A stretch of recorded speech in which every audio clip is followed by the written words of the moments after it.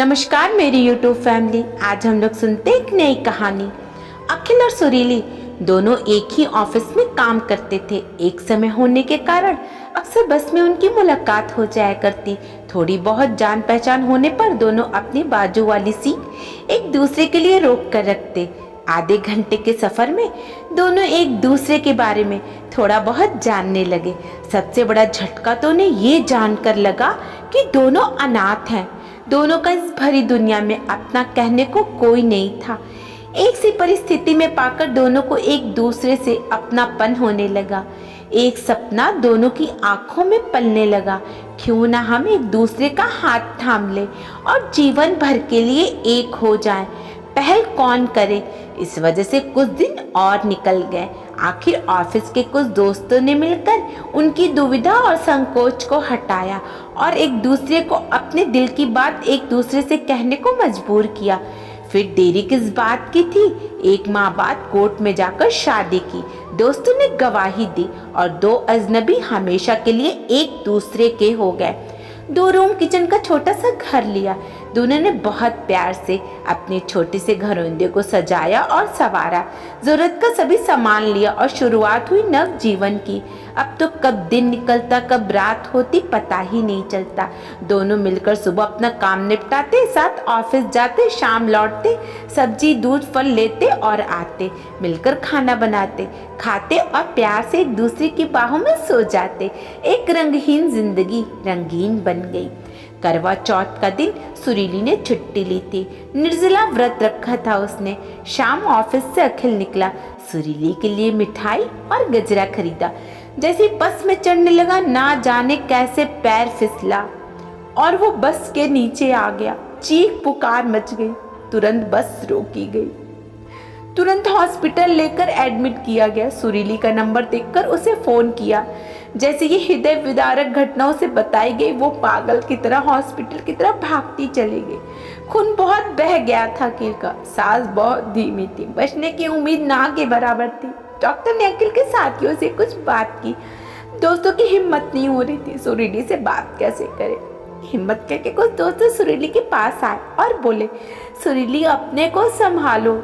Doctors का कहना है कि अखिल का ब्रेन डेड हो चुका है। अगर वो चाहे तो अखिल के कुछ अंग जरूरतमंद रोगियों को दान करके उन्हें एक नया जीवन दे सकती है। सुरीली को याद आया, अखिल हमेशा उससे कहा करता था, मैं मृत्यु के बाद देह दान करूंगा, कम से कम कुछ लोगों के काम तो आऊंगा मरने के बाद। तभी कुछ लोगों के साथ डॉक्टर साहब आए।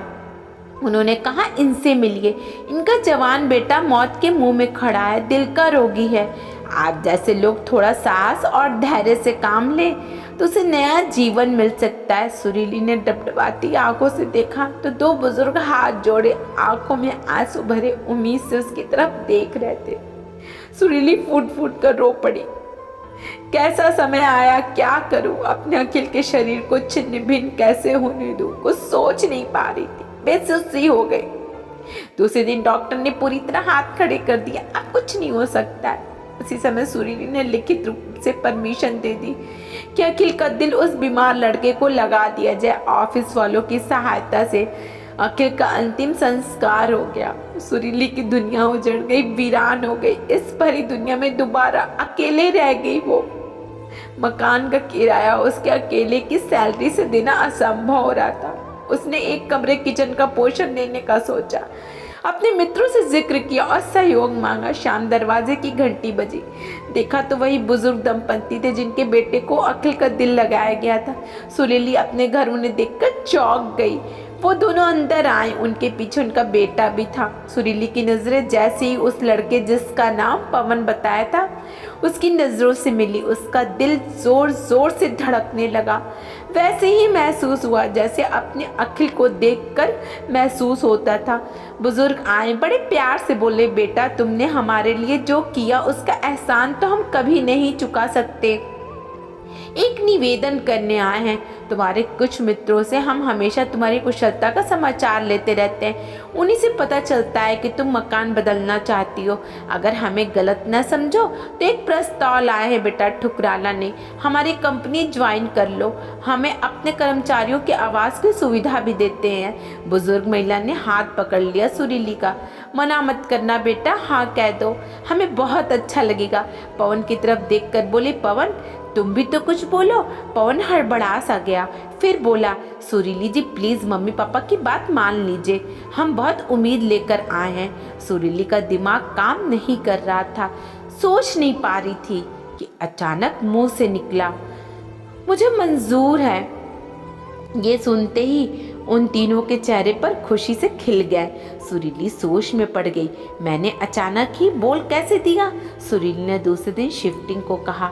पवन ने अपने वर्कर और गाड़ी भेजने को कह दिया। सुरीली को त्यागपत्र भी देना था कंपनी में। दूसरे दिन त्यागपत्र दे आई और शाम तक अपने नए घर में पहुंच गई। छोटा सा खुला हुआ फ्लैट था। काफी कर्मचारी अपने परिवार के साथ रहते थे। कुल मिलाकर अच्छा लगा उसे। यहाँ का माहौल। अक्सर पवन की मम्मी और पापा मिलते रहते, कभी उसे अपने घर भी बुला लेते।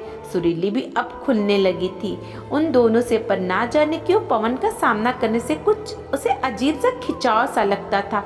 जब उसकी तरफ देखती तो एक संकोच सा महसूस होता था। कुछ ऐसा ही पवन के बर्ताव से भी उसे लगता था। ऑफिस में भी उसे अक्सर अपने को देखता हुआ पाती थी। एक साल बीत गया।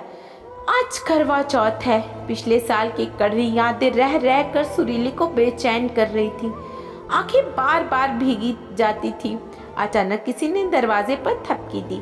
खोलने पर देखा पवन अपने मम्मी पापा के साथ खड़ा है। अरे आंखों में आंसू क्यों बेटा? आंसू पूछते हुए पवन की मम्मी बोली। सुरीली संयम ना रख सके और गले पड़कर रो पड़ी। माँ ने प्यार से चुप कराया और बोली, मैं तुम्हारा दुख नहीं देख सकती। तुम्हें अपनी बहू नहीं बेटी बनाकर अपने घर ले जाना चाहती हूँ। हमें अपनी सारी तकलीफ दे दो और हमारे घर की रौनक बन जाओ। सुरीली का दिल जोर जोर से धड़कने लगा। पवन की तरफ देखा तो उसे लगा कि उसका दिल भी यही कहना चाह रहा है, बिछड़े दिल फिर से मिले, कभी ना बिछड़ने के लिए। सुरीली की मर्जी जानकर माँ ने रंग बिरंगी चुनरी अपने बैग से निकाली और सुरीली को ओढ़ा दी। आज सभी बहुत खुश हैं।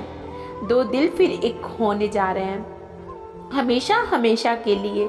अगर इस कहानी ने आपके दिल को छुआ है तो सभी दोस्तों का शेयर करें और हमारे चैनल को सब्सक्राइब कर लीजिएगा। धन्यवाद।